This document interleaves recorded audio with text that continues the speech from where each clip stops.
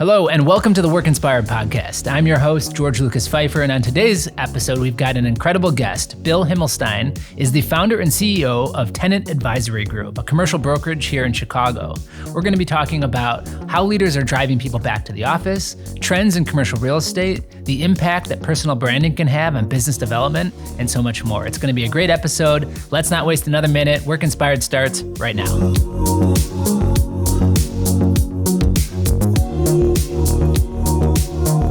Bill, thank you so much for being here. I've been really looking forward to this conversation, to learning from you, and to talking a little bit about what you're seeing in the market these days. My pleasure. Thanks for having me. I was excited as well. So I love the welcome too. There was a parking spot with my name on it. There was a sign when I walked in. You guys really know how to roll out the red carpet. It's that customer experience, right? I love it. I love it. So tell me a little bit about your background. What's your professional story?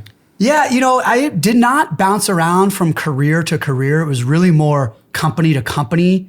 Right out of college, I got into commercial real estate brokerage. And I think the reason why I was bouncing around from company to company was I never identified with the values of those companies. In fact, those companies didn't really have any values, and I did have some values. And so my goal was I kept trying to find a place where I could serve the customer in the way that I wanted to. And it did not seem to be received very well by those larger firms. I get that we are transactionally compensated. When a deal gets closed, we get paid. But I don't want to sell based on transaction. I'm a relationship-based seller. I want to bring value to somebody even when there's not a transaction for me to get compensated on. And that's really where the big firms, they don't have time for you to network and build relationships. They want you to chase transactions, get them closed, get paid, and move on to the next transaction. And that just didn't feel right with me. Yeah, it's interesting that you say that, because I've always felt that when working with brokers that there's an entrepreneurial nature to, even at the big firms, you look at these brokers and they're almost their own businesses within the larger organization, but the values or the culture of those large firms would still kind of impose a way of working even on those individual broker business units. Well, you're spot on, George. I mean, it's, all those brokers for the most part are 100% commission. So you eat what you kill. Right. And so in a sense, you're absolutely right. It's your own team that is really coming up with your revenue source, your compensation. And so you're trying to cultivate your own team, but absolutely, like I've heard horror stories about some of the companies where if you print something up on the, group printer, you have to run over there to get it so someone else doesn't steal it. These are your own team members, your own people at the same company you work at, you're competing against essentially. And so really that's where the culture in brokerage community comes from, because even though you're at CB Richard Ellis, you're competing with every single person there. Same thing with Jones Lang, Cushman & Wakefield, any larger firm. Whereas one of the things I wanted to do at Tenant Advisory Group was we're all on the same team. Now, if you're an individual broker bringing in your own transactions, you're going to benefit the most from your own transactions, but I'm really trying to cultivate a team atmosphere, which is very different from some of the larger competitors out there. So 2008, you started Tenant Advisory Group, and that was kind of the reasoning behind it, is you wanted to create something a little bit different, a different business model, a different cultural feel for a commercial real estate firm in Chicago. 100%. And I can remember very clearly telling my mother, who has always been my greatest supporter my whole life, I told her I was going to start a business amidst the financial collapse. And she says, "Billy, that's the dumbest thing you've ever done." And I said, "Well, Mom, I appreciate your candid feedback. I think it's a good time to do this." And after a couple of years of much better results than I had been getting working for the larger firms, she had said to me one day, "Billy, starting that business of yours was the smartest thing you've ever done." I said, "Get on the bandwagon, Mom. We got room for you." Always great for that validation from your mother, right? I'll take awesome. It. But really, I think for my particular personality, I realized, I never drank the Kool-Aid at Cushman & Wakefield. I never drank the Kool-Aid at these firms that I was working at. And really big corporations, they need you to drink the Kool-Aid. They need you to be on board and rah, this is the greatest company ever. And I never felt that in my heart. So I couldn't act that way. I just didn't fit in well at these big firms. Now, it's still me.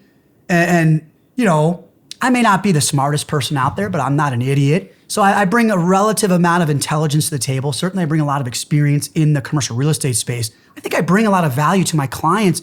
The biggest difference, George, was I wasn't allowed to bring the majority of the value that I bring today, which is outside of the real estate transaction. It's about connecting people, supporting the growth of other people's businesses. It's about putting them in front of resources that can support the growth of their business, solve problems in their business. Whatever it is, that's what I want to spend time on. I love the real estate side, don't get me wrong. But, you know, working for bigger firms, you're doing 3 to 5 transactions a year. A busy broker might do 7 to 10. I'm doing 40 now because of my team. But even though I've got this huge book of business, executing tremendous amounts, exponentially more transactions than my competitors, I still take a large amount of time to really connect with my clients and my prospects and figure out, how can I be of service to you? How can I benefit you and your business? Whether it's real estate related or not, big firms, you cannot do that. You have no room to take time other than cold calling and working transactions. That's all they want you to do. And that's not to say that, I mean, those firms, each one that you listed, those are great, well-respected companies. And so I think what's interesting about this story is that it wasn't so much that there's something wrong there. It's that it, for you, wasn't the right fit. You weren't on the right bus, so you got off and built your own bus. You know, you're spot on. Yeah, right? And you're right. Yeah. I'm not saying that those firms don't do quality work and have quality brokers, most certainly. But for who I was as a person, you know, I was just in a dinner event last night where they had a 36-year Navy veteran fighter pilot who was talking about leadership qualities. And, you know, one of the topics of conversation was being true to who you are, as opposed to figuring out who you should be or who you're supposed to be. That was my struggle. And I shared that with the group, that when I was working for these big firms, I struggled with not being my authentic, true self, because that's who they wanted. The come in, pound the phones, you know, live, eat, and breathe the company you're working at.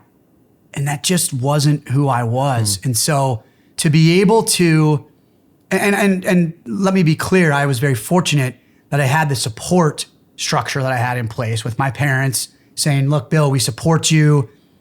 If you need to make I remember shortly into my stint as starting Tenant Advisory Group, I had a car insurance payment come up. And I was telling my dad, like, man, my bank account's getting real thin. This is going to be a chance, you know, but I'll make it work. I'll do it. He's like, Bill, let me get this one.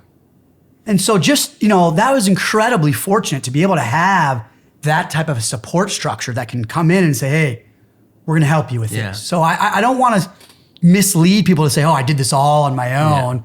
I had a little bit of support and I was very fortunate and I needed that support. But really, I think what my parents were doing were saying, we know who you are as a person. We know what your values are. And we want to see you flourish by supporting you to be who you want to be and kind of build that company in your own image and your own values. Cool. So 15 years later, right? I'm doing the math right? 2023. Yeah. How's it going? Well, if you would have asked me this in June of 2020, I would have had a very different answer than I have right now. We had, going into the pandemic, we had about 35 active transactions. 33 of them said, put your pencils down, stop. We're not going to do anything. And that was like getting kicked in the stomach. I mean, it was just a gut punch. And I will say I've never been a huge fan of government handouts until it was my hand they were putting it in. Then I really appreciated that PPP money, which allowed me to retain my team members. We didn't have transactions to work on, but I had great people on my team, and I was incredibly grateful to our government for literally paying my people for me. Fast forward to today, per your question, and I am having an incredible amount of fun.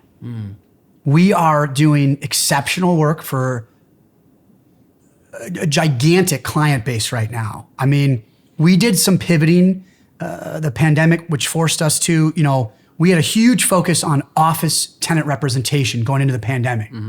That's the sector that got hit the hardest. Right. And it's still suffering a lot of after effects.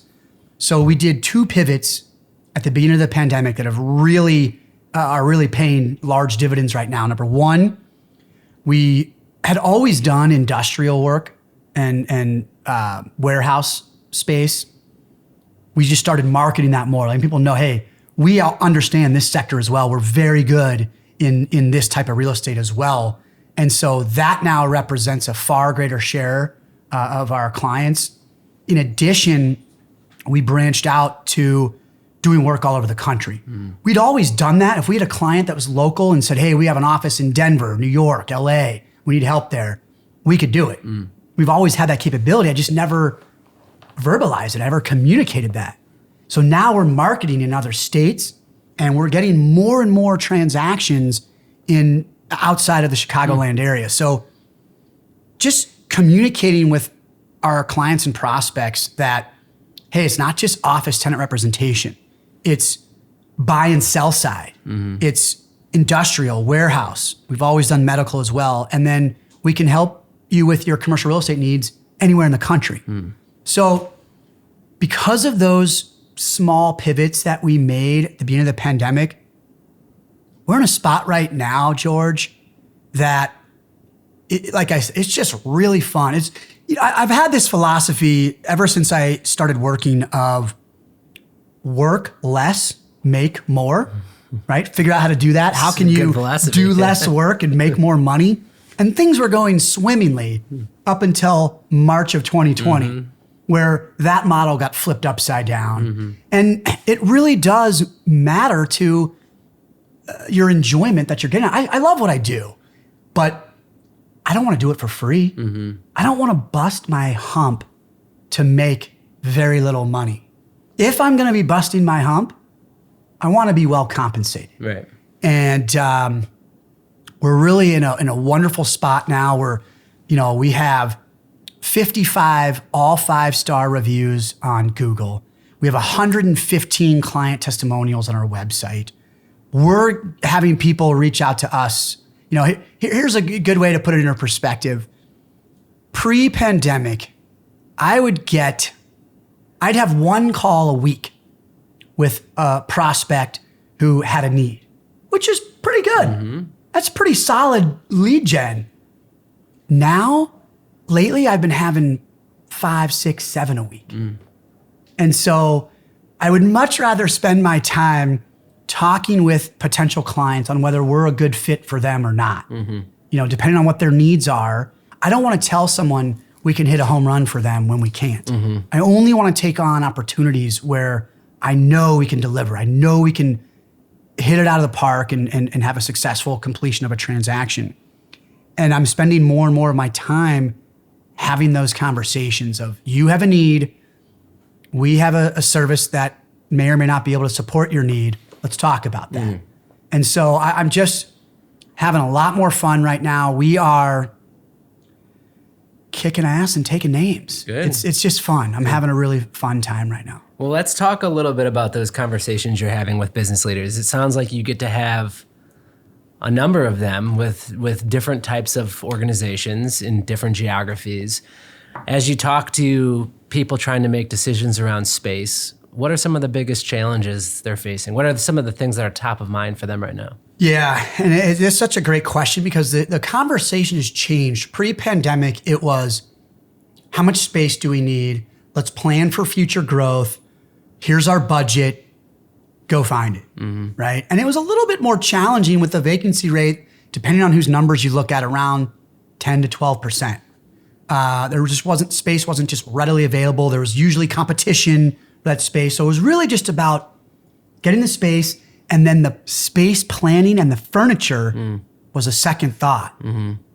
Now the big difference is the space planning and the furniture leads the conversation. It's more about culture. It's more about safety. It's how are we going to build and furnish and design a space that's going to be commute worthy, that's going to get our team members to want to come into the office.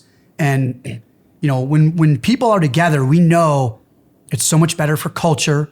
We know it's so much better for collaboration, mentorship, training of the younger team members. There's so many reasons why having your people together is better. It's just a fact. I'm not making an argument. Amen. Right.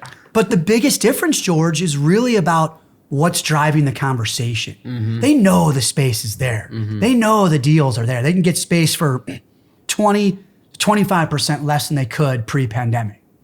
That's not the question anymore. The question is, how do we lay this out? How do we furnish it? And when do we start that process? Because we know that materials, there's still a backlog, right? And supply chain issues there. Labor, same thing to get the work done. So the conversation has shifted to, and to be perfectly frank, it's less about the broker, because we kind of have it easy now. There's ubiquitous amounts of space out there that are going to be great deals financially for our clients. But now we are pushing our clients to have that conversation with people like you and the architects way earlier in the process, because really that's what I think the space is all about nowadays. And I'm talking specifically on the office space side. Industrial, we need 100,000 square feet. There's less availability of that, right? There's way less. So now I've got so many buyers and tenants that we're just waiting to find the right space for them. But most importantly, I think today's conversation is focused more on how do we build the right culture to attract and retain top talent and to get that talent to come into our space. And it's not the broker that's going to do that. It's the furniture vendor and the architect, the designer. Yep, we're saying the same thing. Are you noticing any things that seem to be attracting the attention of leaders more so than others? Anything about spaces that they say, oh yeah, I could see that being commute worthy? Is it the amenity spaces? Is it the layout? And we've got some ideas too, but I'm interested from the conversations you're having, any kind of top line trends? 100%. Yeah. I mean, number one is the amenity side. And that was growing in popularity beforehand, but it's kind of shifting a little bit to more, outdoor spaces and, it's less about that pre-pandemic, the tech space. I think about how many games can you fit in your space. It's less about that and more about we understand we're going to have a hybrid workforce. Some people are going to be here, some people are going to be not here. And so we need to make them feel that people that are not here still feel welcome and engaged and involved. So it's a lot of AV equipment about those video calls and dialogues. It's having collaboration space because, when you do get your people in, you're going to want them working together. It's not just typically in the past, pre-pandemic, we were seeing, in general, perimeter privates, internal cubes, a kitchenette, and a conference room. Now, it's way less perimeter privates because people don't need private offices. They can work wherever they work from. But coming in, it's more about that collaboration space. The kitchen, George, is exploding in its focal point and the size and how important that kitchen, because really that's the gathering space. That's where they want people to be getting together and having those conversations, those collaborative conversations. So outside of the kitchen and those types of amenities to make people who aren't there still feel welcome and a part of the team. Next, it's about health and safety and air circulation, ventilation, things like that. Touchless doors, touchless faucets in the bathrooms, just things that are there to prevent the spread of germs, basically. But then also, there's been a much greater conversation on the furniture side. It's not just, well, what do you got? We'll take that. We just need desks and chairs. It's not like that anymore. It's, we need something that our people can't get at home. We need, and furniture, design is one thing, but it's really, at the end of the day, it's the furniture that's going to make people feel comfortable and be able to be more productive than they are at home. And so that's kind of where those conversations have been going. And I think the other big thing that we're seeing is we talked about the experience you have when you walk into a space. Well, is it welcoming? Is it personal? Does it encourage human-to-human interaction? It's not enough for people just to come to a really great space. They have to come with their colleagues. They have to all get together. I mean, that's the reason you'd come here, right? Is to have a chance to sit down with somebody. You wouldn't have that chance in your home, probably. You would do it through a screen. So if you can hyper-inject company culture, messaging, and human-to-human connectivity or connection into a space, it's going to be more successful. And that's not just the layout and the furnishings that you pick. It's how are you communicating your brand, your identity? How are you setting up your processes for when people are in to make sure that they're coming in at the right times together? How are you encouraging those unplanned interactions, which is the one main thing we're not getting from home? Everything is scheduled, everything is planned, so there's a whole lot of components to it being the right recipe for success. And I think it's interesting to see, as we've opened up since last year, what time is revealing, as some companies do things that are working and then talk to others that aren't, there's a lot of sharing. It feels like there's more peer-to-peer sharing going on than ever before. And so appreciate your perspective. No, absolutely. Yeah. And, one interesting facet that I've been hearing more and more about is, on the one hand, being able to hire remote workers might open you up to a greater talent pool. However, what I'm hearing from many business owners that I speak with is that they feel like these 100% remote workers are just mercenaries. There's nothing sticky. There's no relationships. There's no culture that's keeping them tied to your company. It's simply when someone comes along and offers them more money, which is happening on a very regular basis right now, they leave. Right. And now you're left with a seat to fill, which isn't just going out and hiring someone else. You're probably gonna have to pay them more. There's a training process. There's downtime before you get that person. And then another thing I'm hearing from my clients and prospects is a lot of their 100% remote workers have a second full-time job.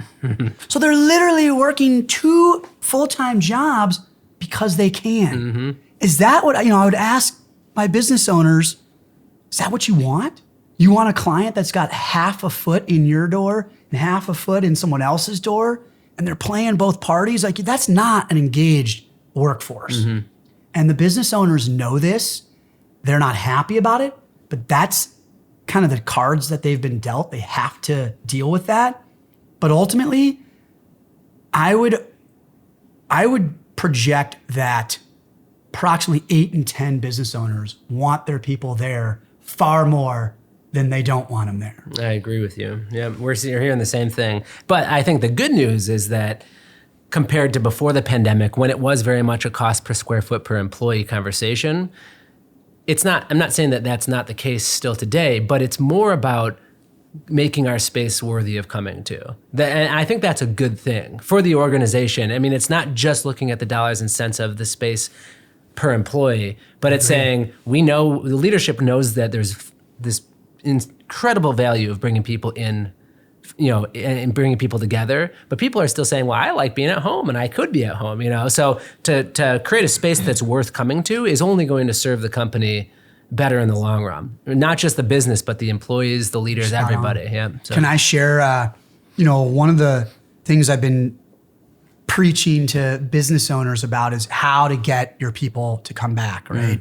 What are some of the best practices that I have seen since the pandemic on how you can get people in? And so there's 3 kind of modes of how to get people back. Number 1 is the Jamie Dimon approach, the mandate.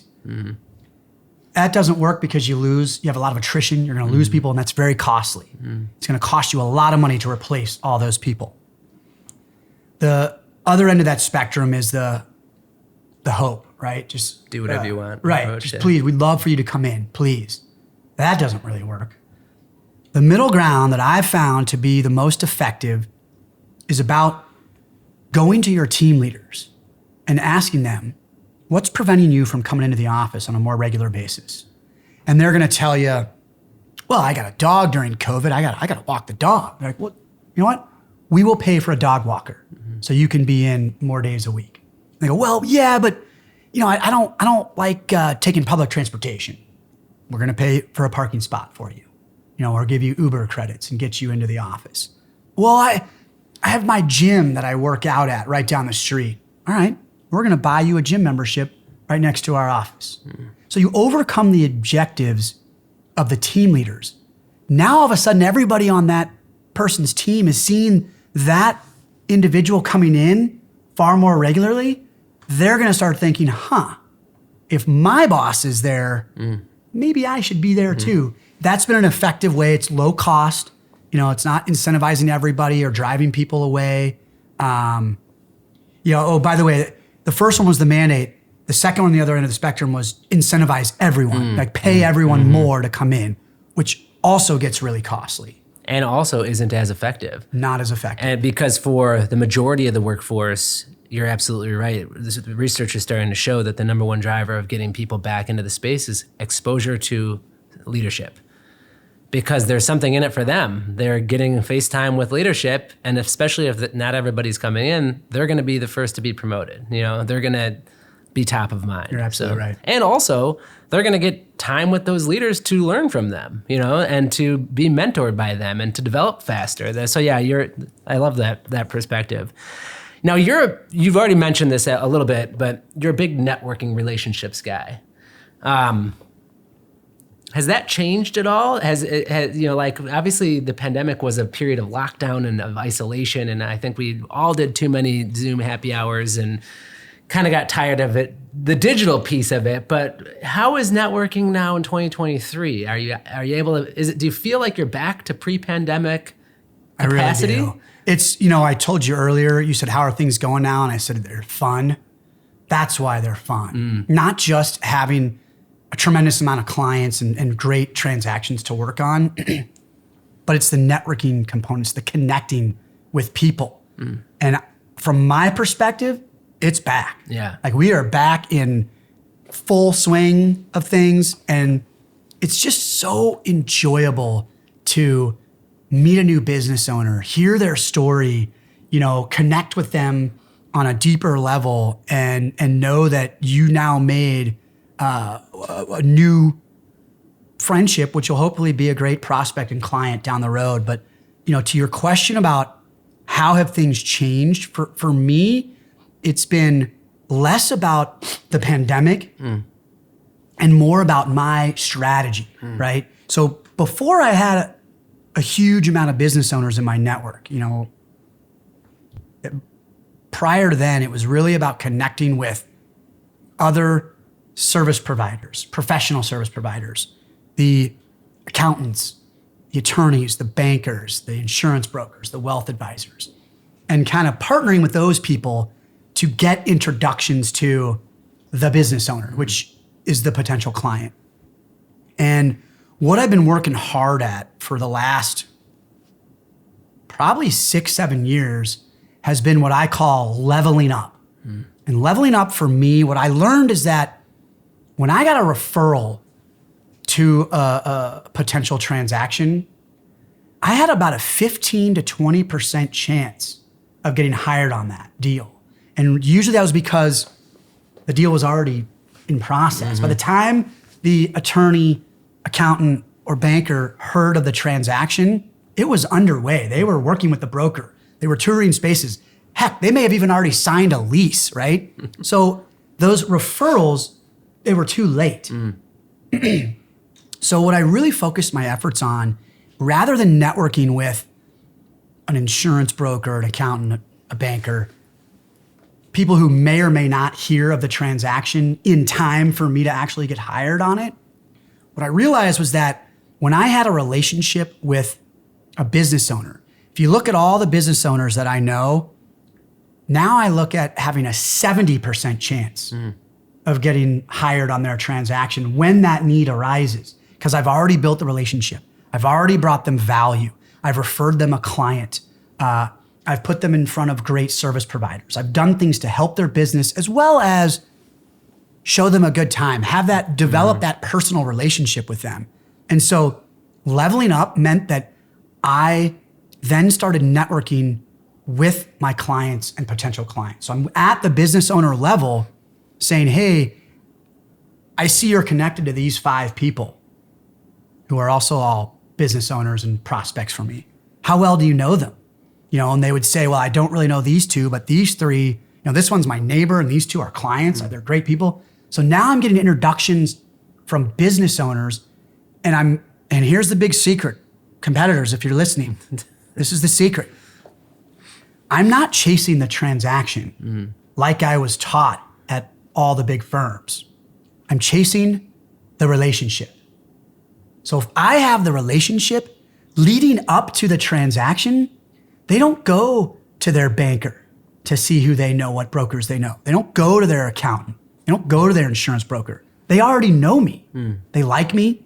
I've brought them value. Half the time they feel like they owe me, and they're happy to be working with me. They're so excited to get the chance to now pay me back by working with me. Totally different ball game than when you're cold calling people, interrupting their day. You're a stranger, asking another stranger to trust you. I'm the best broker. You got to work with me. It's hard to believe strangers, right? It's just hard to believe them.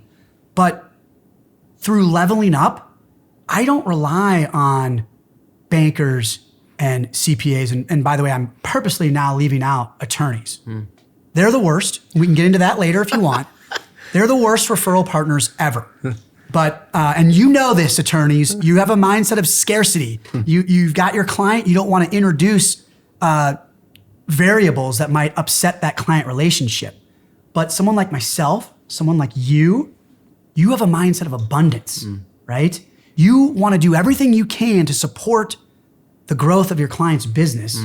And more often than not, in my mind, that's going to strengthen my relationship with them. It's going to make it more sticky. And so the last, like I said, 6-7 years, it's really been about leveling up, no longer relying on those bankers and accountants to refer me business, because I've got my own relationships and I'm getting my clients and prospects and those business owners to be the ones that are now introducing me to other business owners, not because I think they have a transaction coming up, but because I know that one day they will have a transaction. If you have a lease, by definition, you will also have a lease expiration, meaning you'll need someone like myself to help you.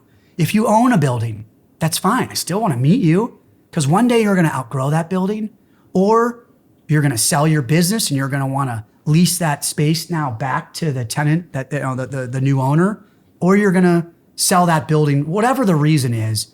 For me, it's about building the relationship as opposed to chasing the transaction. How do you find that it's necessary to leave room for the runway that would be required for a relationship-based business development approach to pay off? You're 100% correct. Yeah, you have to. You've got to be in there well before there's a commercial real estate need, so you have that opportunity to build trust, bring them value, be that person that's number one in their books. Like, hey, when we have a transactional real estate need, you're our guy. And so that's exactly what I was finding when I was relying on referrals, which, by the way, I do feel that there's a lot of industries where that referral is very valuable and can go a long way and can help you grow a very successful business.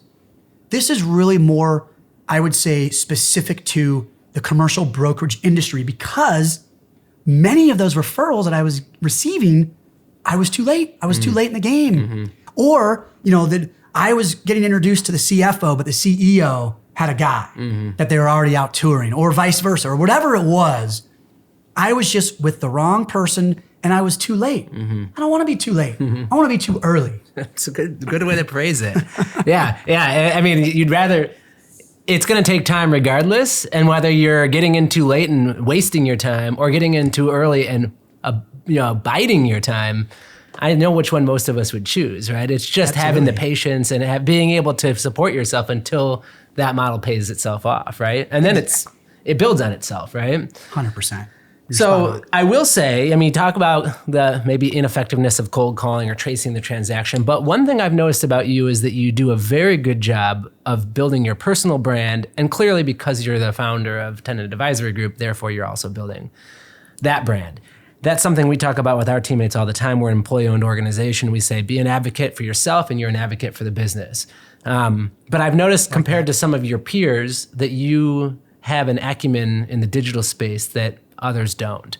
And that's content creation. That's short videos you're posting on the online. I mean, even here today, you were taking photos and doing a video before we even started. So where does that come from? How has that worked for you? Are you seeing that pay off? Is it something you're experimenting with?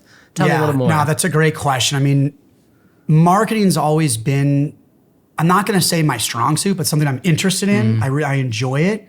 And I've had a lot of different marketing folks that I've collaborated with over the years.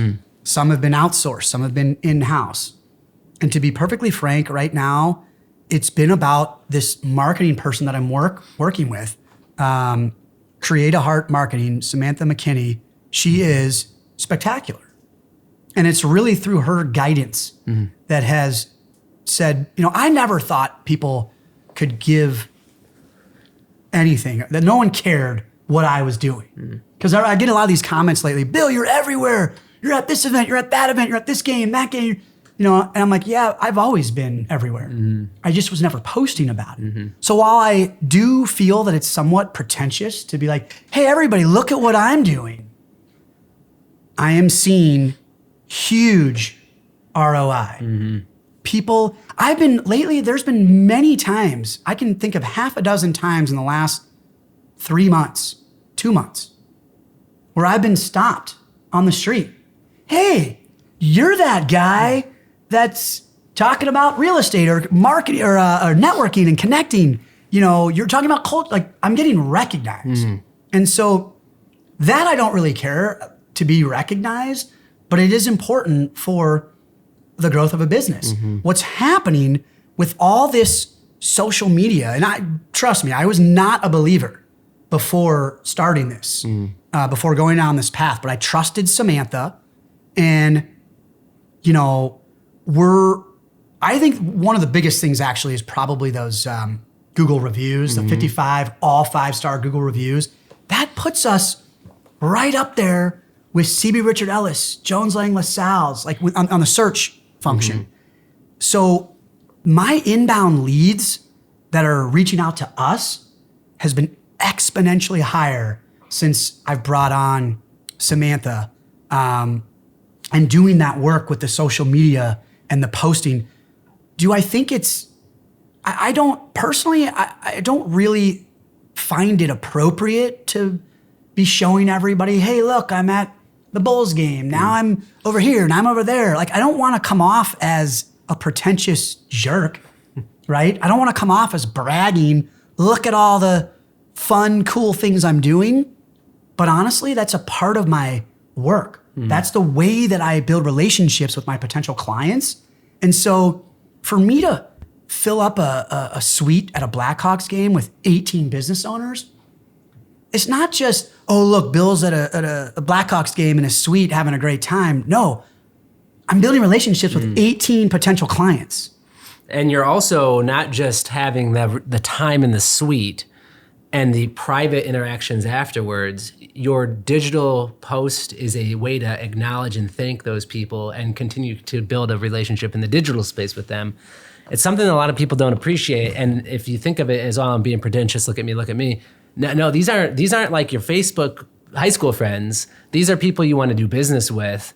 And by connecting with them through a LinkedIn post, that is just one step further in a solid relationship. You're spot on. And then, to further that, I'll be able to thank you. I've got a photo of my parking spot, my reserved parking spot today. I just thought that was the coolest thing. And so to be able to, once this podcast gets delivered, I'll be able to promote it, not just with the podcast, but I'll also be saying, hey, look, BOS welcomed me this was such a great experience. Thank you guys. So it's also about cross promoting. So when I'm putting other people's names and businesses in these posts, they're getting eyeballs, they're getting recognition. And so I'm kind of evolving my view of social media. This is not, like you said, hey, I'm out with my college buddies drinking. It's no, I'm doing business with these amazing people, these incredible entrepreneurs. Yes, we're doing something fun, we're having a good time, but it is in an effort to grow the brand and bring more awareness. So, it's all about Samantha. I certainly still feel strange taking the video and, hey guys, can we get into a picture? But to me, that's just part of the process now. And it really is, it's making a big difference. It really is. Yeah. Well, you're doing a great job. Keep it up. Nice job, Samantha. Yes. Thank you, Samantha. Couple quick, rapid fire if you can, a couple quick commercial real estate trends you're seeing right now. So I'm going to go sector by sector. Industrial and warehousing. One of the biggest challenges we faced during the pandemic was supply chain issues. Factories in China were being shut down. Russia decides to go to war and block grain. The chip makers, that was a huge problem, is the shortage of chips. So there's been this big push towards reshoring, right? Onshoring, bringing that manufacturing capability back to American soil. Maybe it'll cost us a little bit more than if we bought our goods from China, but we have much greater reliability, much greater certainty with when it's on American soil, it's going to get made, it's going to be made well, and it's going to get to the customers across the country. And we've seen the potential cost of not doing it that way. You're spot on. Right? Exactly. It could be cheaper right now, but if things shut down or there's these supply chain problems, it's going to be a lot more expensive. It's a huge problem. Yeah. So that's one of the big reasons why our industrial and warehouse market is so tight. I mean, we've seen,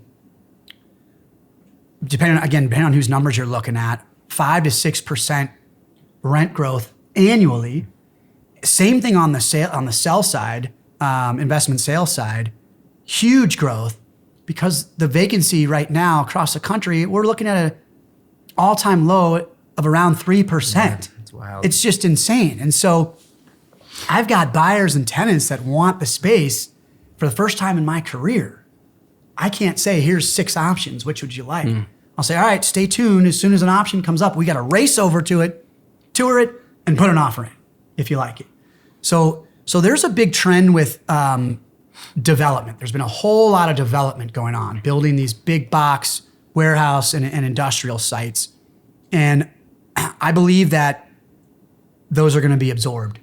Even when you hear Amazon saying we're cutting back, there's still so many companies, Procter & Gamble, Kimberly-Clark, Kellogg, all these huge corporations have a voracious appetite for more warehouse and industrial space. That's going to continue. And we're still going to see low vacancy rates and significant inflation of rental rates and pricing on those investment sales. Now, let's talk about a tale of two cities. You flip to office. Very different scene. The trend that we're going to see, that we are seeing now, we're going to see more of, are foreclosures. It's very difficult for an office landlord, to meet their debt service when they only have 60, 65, 70% occupancy. There's nothing else they can do but give their keys back to the landlord. But wait, I would argue that that's going to be a good thing, and here's why. A bank gets a building back that their borrower purchased for $300 million. That value of that building with so fewer tenants in it is going to drop significantly. So they're going to retrade that building, let's call it at $300 million, right? Did I say they bought it for $300? I think so, yeah. Okay. So they bought it for $300, they're going to sell it for, call it $200 million, which means the new owners have a much lower basis. And for them to meet their pro forma and be profitable, they can charge much lower rental rates, which is great for who? The end user, the tenants.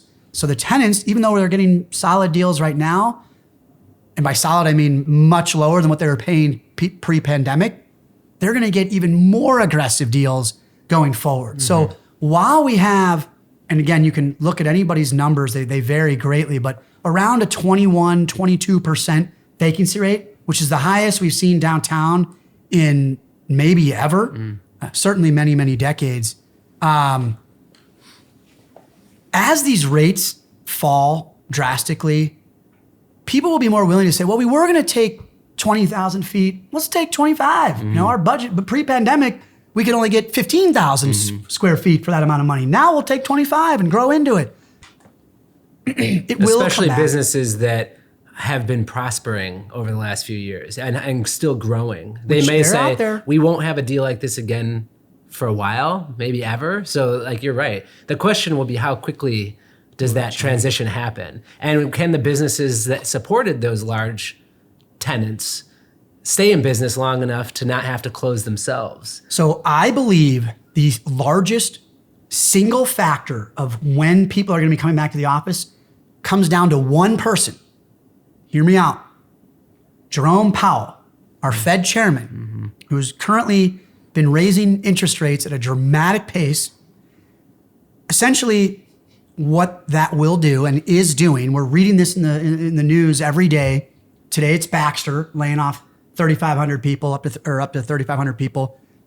As the labor market gets less strong, right? As it softens, which it really, even with these layoffs, there's still so many job openings. I think it's like 500,000 job openings right now. It's crazy. And we've had 200,000 layoffs just in the tech sector in the last, I want to say, 8 or 9 months or so. But even with all those layoffs, it's about Jerome Powell trying to bring inflation down into check. And by doing so, by raising those interest rates, it makes it harder for businesses to invest in the growth of their business. So as that labor market cools and labor loses their leverage right now, because right now you can say, no, I'm not coming in. I got 2 other job offers just waiting on me to say, yeah, sure. As that starts to erode the strength of the labor market, that's when business owners are going to start saying, all right, you have to come in 3 days a week. You have to come in 4 days a week.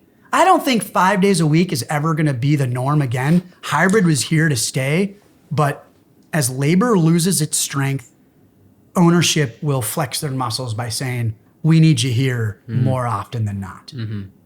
Yeah, and that sentiment that, you know, for consistently, you said 8 out of 10, I agree with you, the leaders want people back. If that doesn't change, that's going to eventually be the case, right? As the economy shifts. Now, the question will be, what drivers are they going to use to bring people back in? Which of those 3 models that you described will they choose?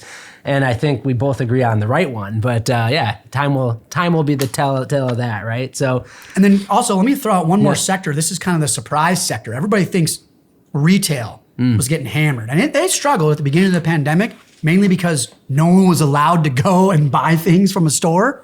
But retail has actually recovered incredibly well. They're now at a vacancy rate lower, they being the retail sector, is at a vacancy rate lower than what it was pre-pandemic. Rental rates are higher than what they were pre-pandemic. So that's a big surprise. People just assume that retail is getting crushed, and they're not. It's not. It's because people aren't going to the office, so where are they going? Going shopping, going out to eat. Right. Tons of great advice here. Awesome conversation. Every episode we end with a little more personal questions. But if we look forward 12 months in the next year, what's something you're looking forward to? It can be Tenant Advisory Group related or personal. Yeah, no, I mean, to be perfectly frank, George, I really enjoy life. Just in general, I'm a really happy person. I love the life that I've built for myself. I love my family. I love my friends. I love my clients. We travel a lot. It's, I can't really say that there's specifically like one thing that I'm, looking forward to. Just, I'm looking forward to it all. Here's something I can throw out.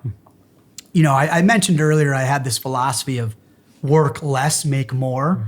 and the pandemic kind of flipped that upside down. Work more, make less. Yes, which was not entirely fun.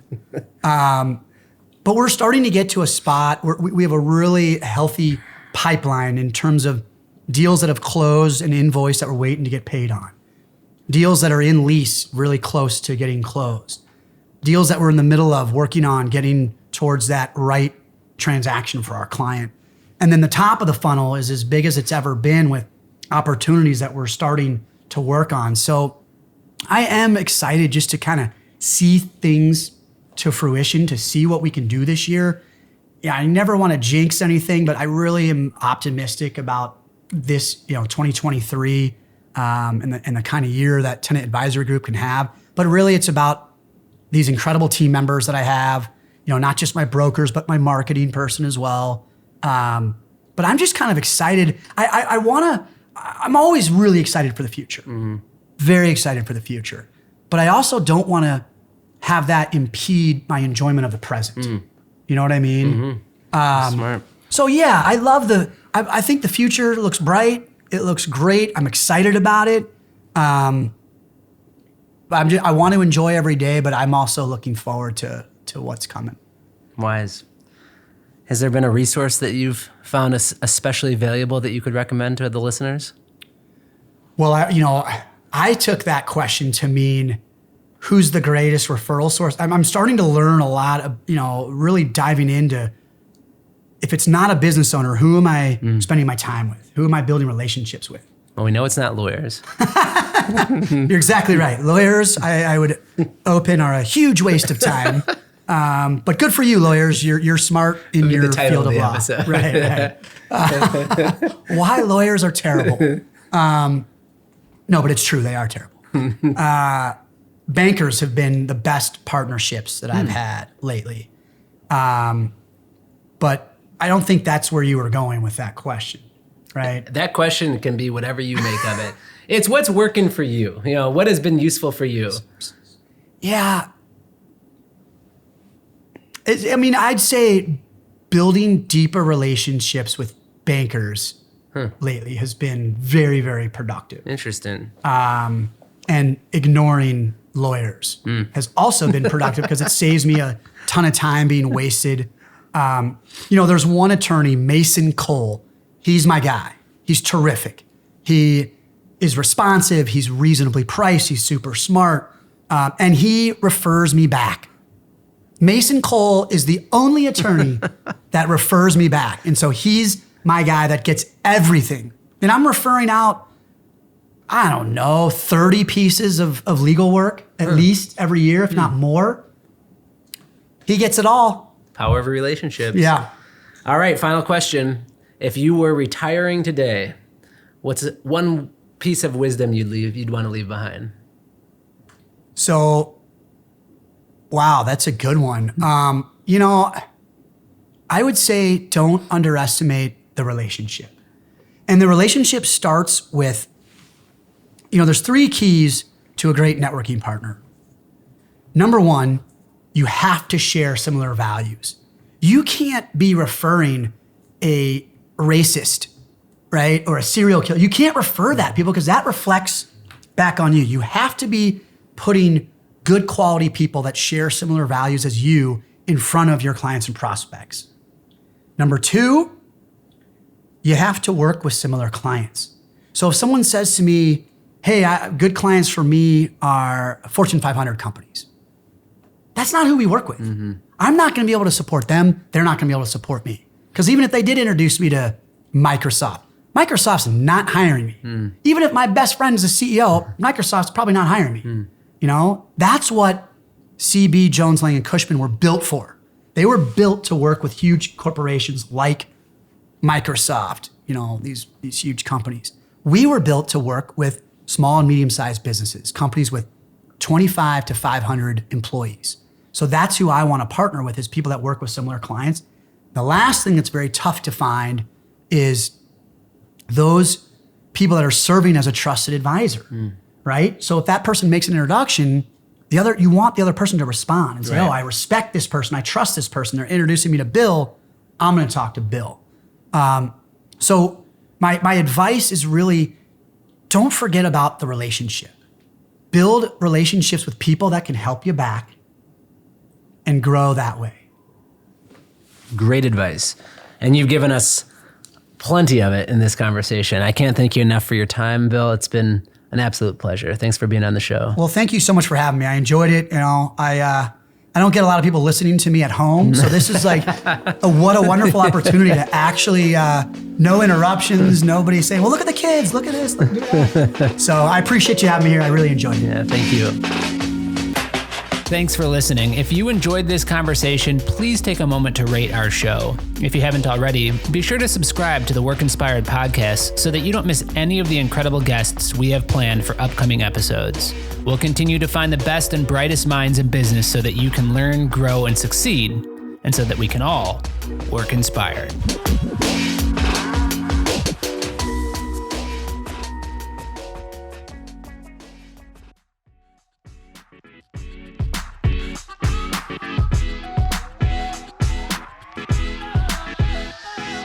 Work Inspired is brought to you by BOS, a leader in commercial working environments and a Hayworth best-in-class dealership.